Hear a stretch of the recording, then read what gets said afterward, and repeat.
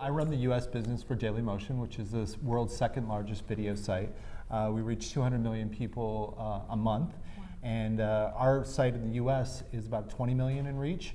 And we've doubled our video views over the last year from 150 million to 300. You are big and fancy. It's been exciting. That is amazing. So I heard a rumor that you are participating in the programmatic ecosystem as a publisher. We are, and I think we have a direct sales force in many of our developed countries. So in France, in the U.S., and we do a lot in terms of native custom ads, and I talked a little bit about that earlier today. But on the programmatic side, it's really driven our growth internationally, and so it's very difficult in all the far-flung countries that we have a ton of reach in, for us to be able to have a sales force on the ground. And so programmatic buying, even over the last year, has really supercharged what we've been able to do globally. Oh, that's so interesting. So you have folks in the US that are managing global sales via programmatic channels, is that what you're saying? Well, we do, and what we've done is we've sort of shifted from having a lot of people that were focused on trying to do direct sales in these smaller markets, to having more ad ops folks that were managing the networks and the programmatic buying. So I'm hoping that the answer is no, but do you think of, I'm setting you up, do you think of programmatic as being that stuff you can't sell versus premium equaling direct? How do you think about the scope of inventory that you have? So there's a sort of cliche about RTB being race to the bottom.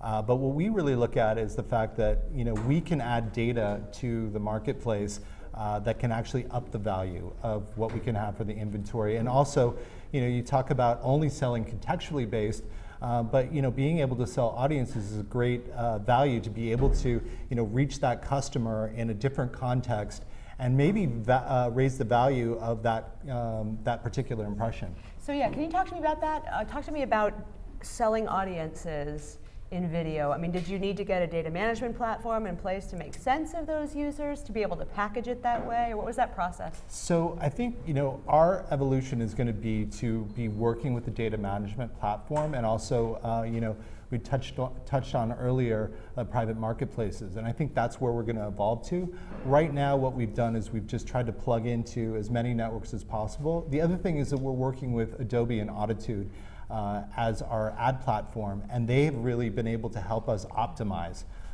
for these marketplaces. Okay, that's really interesting. So very quickly, I have one last question for you. Do you have different sales? Did you hire sales specialists for the programmatic stuff? Who has those skills inside the organization? Well, it's interesting. You've been talking about mathletes, and I think what we've done is we've hired people that have that more technical side of experience, and so they're the ones who are really trying to make sure that we optimize things. So those people have really come from the client services side and the ad operations side. Okay, got it. So it's different DNA in some ways. It's a little bit different than the creative folks that we have that are running our native and our custom stuff. Awesome.